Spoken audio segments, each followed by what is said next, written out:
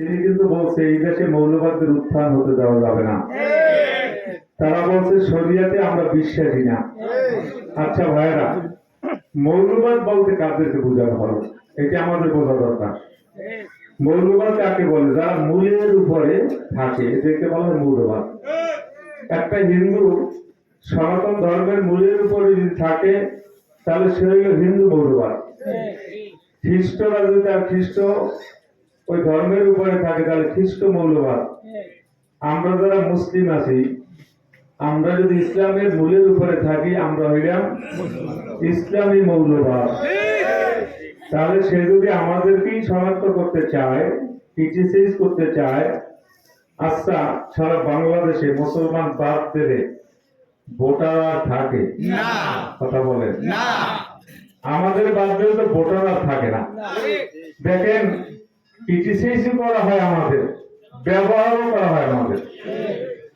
যখন আমাদের ব্যবহার করা দরকার হয় তখন তারা ব্যবহার করে, এরপর রাষ্ট্র ক্ষমতায় গিয়ে আমাদেরকে অপব্যবহার করে। সুতরাং আমি আপনাদের বলবো, আমরা কি ইসলাম চাই কি চাই না? ইসলাম চাই আমরা। যদি আমরা ইসলামকে চাই, হাত পাখার প্রত্যেকেও ভোট দিতে হবে। আর যদি ইসলাম না চাই, আপনারা অন্যদিকে যাইতে পারেন, কোনো আপত্তি নেই। আমাদের বরগুনার রাজনীতি কম বেশি আমরা সকলেই জানি। আবার বরগুনা আমাদের কি ধন্য দশা এটাও আমরা সকলেই অবগত। বরগুনা প্রত্যেকটা রাস্তার ভিতরে ঢুকলে অবস্থা কিন্তু বেগতিক হয়।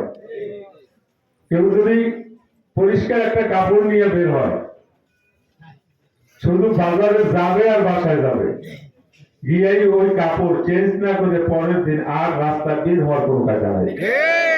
এটি তো রাস্তা ভালো লক্ষণ, কিন্তু এটি ভালো লক্ষণ। এদেশে ব্রিজ কারবার, কোন ব্রিজ এবং কারবারে উঠলে যখন কলিজা থর করে যাবে। আপনাদের আমতলী দুর্ঘটনা, মাদারীপুর থেকে বরযাত্রী এসেছিল গাড়ি সহ খালের ভিতরে, মনে আছে? ব্রিজ ভালো, এটার নমুনা।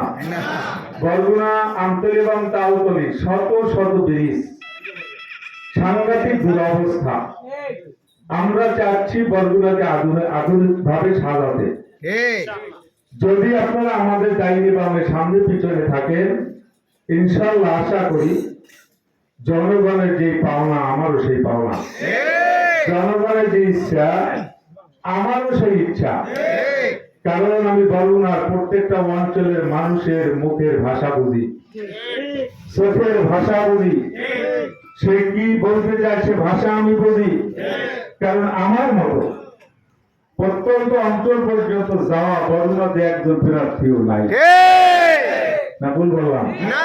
আমাকে চেনে না এমন লোক মনে হয় আমতলী বরগুনা নাই। কেউ না চিনলে আমি মনে করি সে আলিশা, কারণ আমি যাইনি এমন কোনো জায়গা নাই।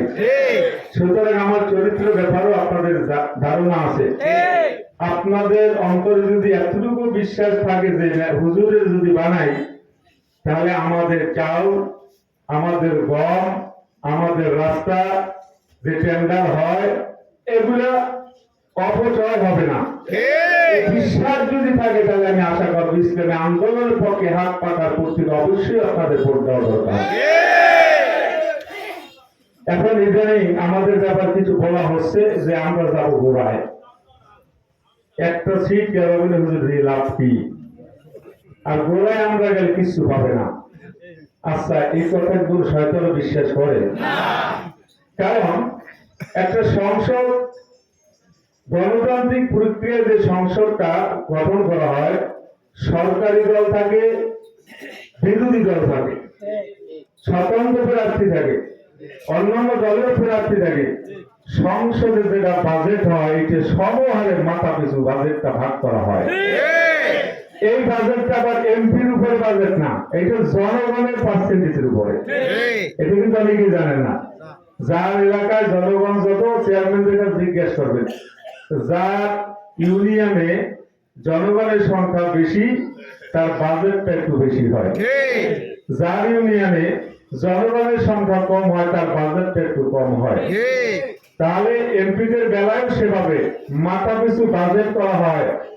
আর আলহামদুলিল্লাহ বরগুনার জনসংখ্যা তো 5,19,000-এর বেশি, বাজেট পাইলে একেবারে কম পাবো না।